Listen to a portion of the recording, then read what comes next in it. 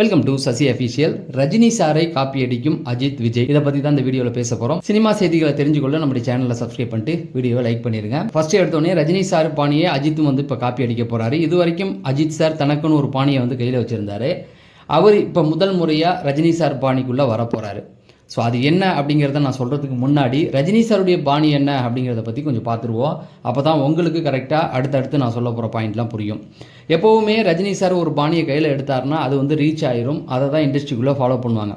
எப்படின்னா கமல் சார் பார்த்தீங்கன்னா அவர் வந்து எப்படியுமே ஒரு டெக்னிக்கல் வைஸாக ஒரு சில விஷயத்தை கொண்டு வருவார். அது அவர் தமிழ் சினிமாவுக்கு பொறுத்த வரைக்கும் அவர் தான் முன்னோடி. அவர் கொண்டு வந்தது தான் இன்றைக்கி இருக்கிற எல்லா விஷயங்களுமே.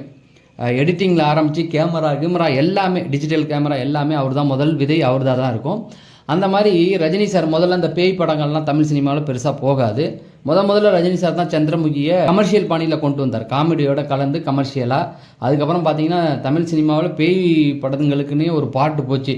இந்த பக்கம் சுந்தர்சி 4 முடிச்சிட்டாரு, லாகவா லாரன்ஸ் 4 முடிச்சிட்டாப்புல, அடுத்து நிறைய படங்கள் வந்தது. இந்த மாதிரி தான் போகும். அப்படி ஜெயிலர் படத்தில் ரஜினி சார் ஒரு பாணியை கொண்டு வந்தார். ஒரு படத்தை பேன் இந்தியா அளவில் கொண்டு போகிறதுக்கு அதுக்கு ஒவ்வொரு ஸ்டேட்லேயுமே ஒவ்வொரு முக்கியமான ஹீரோவை போட்டு அவங்க வந்து பெருசாக எதுவும் பண்ண மாட்டாங்க, ஒரு கேமியோ மாதிரி பண்ண வச்சு அதை வந்து எல்லா ஸ்டேட்லேயுமே வந்து கொண்டு போய் ரீச் பண்ணுற ஒரு டெக்னிக்கை வந்து ரஜினி சார் தான் கொண்டு வந்தார். அதுக்கு முன்னாடி பார்த்தீங்கன்னா அந்த மாதிரி இருக்காது. ஏதாவது ஒரு ஹீரோ வந்து கேமியோ பண்ணுவாங்க, அதுக்கப்புறம் பார்த்தீங்கன்னா வேறு யாரும் கேமியோ பண்ண மாட்டாங்க.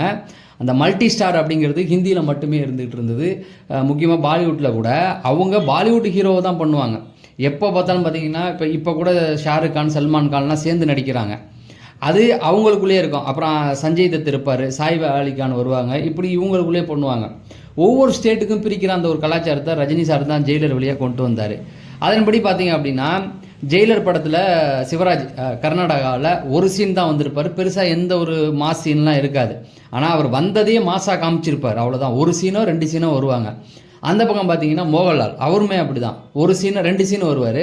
ஃபஸ்ட்டு ரஜினி சார் போய் சந்திக்கிற மாதிரி இருக்கும். அதுக்கப்புறம் கிளைமேக்ஸில் ஒரு சீன் வந்து பட்டையை கிளப்பியிருப்பாப்புல. அதுக்கப்புறம் ஜாக்கி ஷெராப், இப்படி ஒவ்வொரு ஸ்டேட்லேருந்து ஒவ்வொருத்தவங்களும் கொண்டு வந்து பண்ணியிருந்தாங்க. அதை தான் கூலி பாணியிலையும் கொண்டு வந்திருந்தாங்க. நீங்கள் நல்லா பார்த்தீங்கன்னா இதுக்கப்புறமேட்டுக்கு தான் லியோ படம் வந்தது. நம்ம லோகேஷ் கனகராஜுமே அதை தான் பண்ணியிருப்பாப்புல. ஒவ்வொரு ஸ்டேட்டுக்குன்னு ஒவ்வொரு ஆள் பிரிச்சிருப்பாப்புல. அதன்படி பார்த்தீங்கன்னா சஞ்சய் தத்து, அப்புறமேட்டுக்கு மலையாளத்துக்கு வந்து அந்த ஹீரோயின் ஒருத்தவங்க வந்திருந்தாங்க. இப்படி ஒவ்வொருத்தவங்களையாக பிரித்து தூக்கி போட்டு கொண்டு வந்திருந்தாங்க. ஸோ இந்த பாணியை தான் விஜயுமே வந்து கடைப்பிடிச்சி கடைசி படத்தில் பார்த்தாரு. அதுக்கப்புறமேட்டு அது ஒர்க் அவுட் ஆகலை அப்படின்னு சொல்லி கோட் படத்தில் கூட மல்டி ஸ்டார் இதை தான் யூஸ் பண்ணாங்க. அந்த வசூல் வரணும் அப்படிங்கிறதுக்காக சிவகார்த்திகேயனை தூக்கி போட்டு பார்த்தாங்க. அதை எதுக்கு சொல்கிறேன்னா ரஜினி சார் போட்டு வச்சு அந்த ஒரு விதை தான் இப்போ அஜித் சாருமே வந்து அதை கையில் எடுக்க போகிறாரு அப்படிங்கிற மாதிரி தான். என்ன அப்படின்னு பார்த்தீங்கன்னா அஜித் சார் வந்து இப்போ டேர் டெவில் அப்படிங்கிற ஒரு படம் பண்ணுறாரு, எல்லாருக்குமே நல்லா தெரியும். அந்த படத்தில் அவர் தான் ப்ரொடியூசர். அதுக்கு 2 ரீசன் சொல்கிறாங்க. ஒன்று வந்து ப்ரொடியூசர் கிடைக்கல, இன்னொன்று பார்த்தீங்கன்னா அவர் ரேஸுக்கு போகணுங்கிறதுக்காக இதெல்லாம் பண்ணுறான்ட்டு. இன்னொன்று என்னென்னா அதுக்கான ப்ரொடியூசர்கிட்ட அவர் கேட்குற தொகை வந்து கொடுக்க மாட்டுறாங்க அப்படிங்கிற மாதிரியான விஷயங்கள் நிறைய பேசப்பட்டுக்கிட்டு இருக்குது. அதன்படி ஆதித்ய ரவிச்சந்திரன்ட்ட வந்து அவர் வந்து ஒரு நல்ல பக்கமான ஒரு ஸ்கிரிப்ட் ரெடி பண்ண சொல்லிட்டாரு. அந்த ஸ்கிரிப்ட் வந்து எதுக்குமே கம்மியாக இருக்கக்கூடாது. முதல்ல பார்த்தீங்கன்னா முதல் கண்டிஷனே வந்து குட் பேட் ஆக்லி மாதிரி கண்டிப்பாக ஒரு ஸ்கிரிப்டை எடுத்துகிட்டு வந்துடாதீங்க அப்படிங்கிறத சொல்லிட்டாப்புல. ஏன்னா அதுதான் ஹிட் ஆன மாதிரி காமிச்சாலும் ரசிகரை தவிர வேறு யாருக்குமே அந்த படம் புரியல அப்படிங்கிறது தான். முக்கியமாக அந்த படத்தை வந்து கேரளாவிலையோ அந்த பக்கம் தெலுங்குலையோ கொண்டு போனோம்னா சத்தியமாக புரிஞ்சிருக்காரு, ஹிந்திலெல்லாம். ஏன்னா அதில் ரெஃபரன்ஸ் வச்சு பண்ணார். எதுக்குடா இந்த சீன் சம்மந்தம் இல்லாமல் வருது அப்படிங்கிற மாதிரி தான் இருக்கும். அந்த மாதிரி பண்ணாமல் ஒரு ஸ்கிரிப்டை வந்து கொண்டு வாங்கணும்னா அந்த ஸ்கிரிப்ட் எப்படின்னா குட் பேடுக்கு அக்லிக்கு ஆப்போசிட்டில் உள்ள ஒரு கதை மாதிரி தான். அதனால் எமோஷனல் கனெக்டோடு அதை கொண்டு வந்திருக்காரு அப்படிங்கிறது தான்.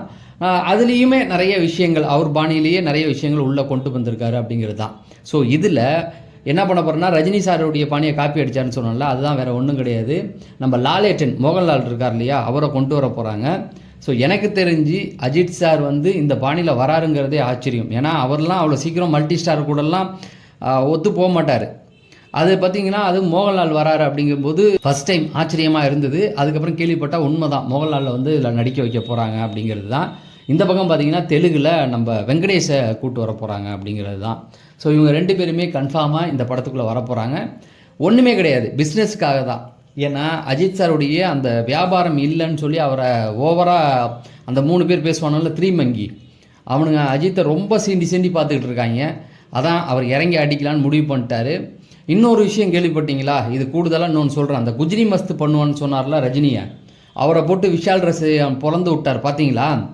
எதுக்கு சொல்கிறேன்னா, விஷால் ரசிகனே இறங்கி உன்னை இந்த அளவுக்கு அடிக்கிறான்னா அப்போ ரஜினி ரசிகன்லாம் இறங்கினா என்னத்துக்கு ஆகுறது? இவர் இந்த புளு சட்டைன்னு ஒரு பிச்சைக்காரன் ஒருத்தன் இருக்கான்ல, அவன்லாம் வந்து ரஜினியை வந்து ஓவராக பண்ணுவாங்க. ரஜினி அடிச்செல்லாம் ஓவராக பண்ணுவாங்க. அவங்க ரசிகர்லாம் இறங்கி அடித்தா விஷால் ரசிகன் அடித்ததுக்கே உனக்கு ஓடிட்டான் ஆள் பயந்து. நீங்கள் நல்லா யோசிச்சு பாரு, என்னத்துக்கு அஜித்தோடைய ரசிகரோ இல்லை ரஜினி ரசிகரோ இந்த புளு சட்டையெல்லாம் இறங்கி அடித்தா என்னத்துக்கு ஆகுறது? ஸோ அதுதான் சொல்கிறேன். சரி, நம்ம வந்து பேக் டு கண்டென்ட் அதுக்குள்ளே வந்துடுவோம். என்ன அப்படின்னு பார்த்தீங்கன்னா, இது எதுக்கு அப்படின்னு பார்த்தீங்கன்னா வசூலை கொண்டு வரதுக்கு தான். ஏன்னா இந்த பட்ஜெட்டில் தாண்டி அந்த வசூல் வந்துச்சு அப்படின்னா அடுத்து அஜித் வந்து பண்ணுற படங்கள் அதுக்கு வந்து ப்ரொடியூசர் இல்லை அப்படிங்கிற அந்த பேச்சுகள் வராது இல்லையா? அது மட்டும் இல்லை, இந்த படம் சக்ஸஸ் ஆயிடுச்சு அப்படின்னா கண்டிப்பாக அஜித் வந்து வெளி ப்ராஜெக்டுக்குள்ளே கண்டிப்பாக வெளி ப்ரொடியூசருக்கு கால்ஷீட் கொடுக்க மாட்டார் அப்படிங்கிறத வந்து ரொம்ப தெளிவாகவும் சொல்லிகிட்டு இருக்காங்க. ஏன்னா அவருக்குன்னு ஒரு கோவம் இருக்கும்ல, அவர் வந்து ஒரு பட்ஜெட் கேட்டிருக்காரு, அதை கொடுக்க முடியாதுன்னு சொல்லிட்டாங்க. அதுக்கப்புறமேட்டுக்கு திரும்ப அஜித்லாம் போய் அவங்கள்ட்ட பேசிகிட்டு இருக்க மாட்டார். இதில் சக்ஸஸ் காமிச்சிட்டாருன்னா இதுக்குள்ளேயே அவர் ட்ராவல் பண்ணுவார் அப்படின்னும் இன்னொரு விஷயம் வந்து சொல்லிகிட்டு இருக்காங்க. என்னன்னா, இந்த வாட்டி இந்த படத்துக்கு ஆடியோ லான்ச் இருக்கும், படத்துக்கு ப்ரொமோஷன் வைக்க போகிறாரு அஜித் அப்படின்னு சொல்கிறாங்க. சத்தியமாக அதுக்கான வாய்ப்புகள் கிடையவே கிடையாது. ஏன்னா அஜித்தை பற்றி உங்களுக்கு தெரியும். ஏன்னா இந்த படத்துக்கு அவர் ஆடியோ லான்ச்சுக்கு வந்துட்டாருன்னா சத்தியமாக தமிழ்நாட்டில் இருக்க முக்கால்வாசி ப்ரொடியூசர்ஸ் வந்து வேறு மாதிரி ஆயிடுவாங்க. ரிவ்யூவருமே இந்த மாதிரி சினிமா நியூஸ் பேசுகிறவங்க எல்லாம் கிளப்பி விட்ருவாங்க. ஏன்னா அஜித் வந்து மற்றவங்க பணத்துக்கெல்லாம் மரியாதை கொடுக்கல, அவர் சொந்த படத்துக்குன்னா வந்துடுவாரா அப்படின்னு சொல்லி அவரை வேணுக்குன்னே போட்டு காலி பண்ணிடுவாங்க. அது நல்லாவே தெரியும். அதனால அஜித் பொறுத்த வரைக்கும் அந்த மாதிரி ஐடியாலாம் இல்லை. ப்ரொமோஷன் வேணால் ஏதோ பண்ணுறதுக்கு வாய்ப்பு இருக்குது, ஆடியோ லான்ச் வந்து கண்டிப்பாக கிடையாது. சில சோஷியல் மீடியாக்களில் சிலர் வந்து இந்த மாதிரி செய்திகளை கிளப்பி விட்டுட்ருக்காங்க. ரஜினி சார் அந்த பாணியை வந்து தான் அஜித்துமே இப்போ வந்து கொண்டு வராரு.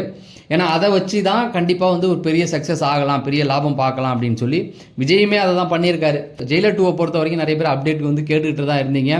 இன்றைக்கி அதோடைய டீசரோ ட்ரெய்லரோ வந்துடும்னு பல பேர் எதிர்பார்த்துக்கிட்டு தான் இருந்தாங்க. நான் நேற்று வீடியோவில் சொல்லியிருந்தேன், அந்த டிசி படத்துக்காக எல்லாத்தையுமே நிறுத்தி வச்சுருக்காங்க. ஏன்னா சன் டிவியோட ப்ராஜெக்ட் இல்லையா, அதுக்காக பிடிச்சி போட்டு எல்லாத்தையுமே நிறுத்தி வச்சுருக்காங்க அப்படிங்கிற மாதிரி தான் செய்திகள் வந்துகிட்டு இருக்குது. ஆனால் கூடி சீக்கிரம் வந்துடும். ஏன்னா ரஜினி ரசிகர் நிறைய பேர் கமெண்ட் செக்ஷனில் வந்து என்னங்க ஒரு அப்டேட் கூட இல்லை, ஏன் கொடுக்கல அப்படிங்கிற மாதிரி பேசுகிறாங்க. படம் வந்து தள்ளி போகுதா அப்படிங்கிற மாதிரி கேட்டுட்டு இருந்தீங்க. அந்த மாதிரிலாம் எதுவுமே கிடையாது. இன்னும் ஒரு 2 வாரத்துக்குள்ளே நீங்கள் பார்த்தீங்கன்னா அடுத்தடுத்து அதோடைய ப்ரொமோஷன் ஒர்க்லாம் ஸ்டார்ட் பண்ண போகிறதா தான் சொல்கிறாங்க. அதுவும் அடுத்த மாதத்தில் கண்டிப்பாக ஆடியோ லான்ச்லாம் நடந்துடும். அதனால் இந்த டிசி படத்துக்காக மட்டுமே தள்ளி வச்சுருக்காங்க. ஸோ அவ்வளோதான், இன்றைக்கான அப்டேட் அவ்வளோதான். தொடர்ந்து அப்டேட்கள் கொடுப்போம். அதை தெரிஞ்சுக்க நம்ம சேனலை சப்ஸ்கிரைப் பண்ணிட்டு நம்முடைய சோஷியல் மீடியா பேஜுகள் எல்லாமே நம்ம டிஸ்கிரிப்ஷனில் இருக்குது, அங்கேயும் உங்களுடைய ஆதரவு தாங்க அப்படின்னு சொல்லி நான் விடைபெறேன். நன்றி, வணக்கம்.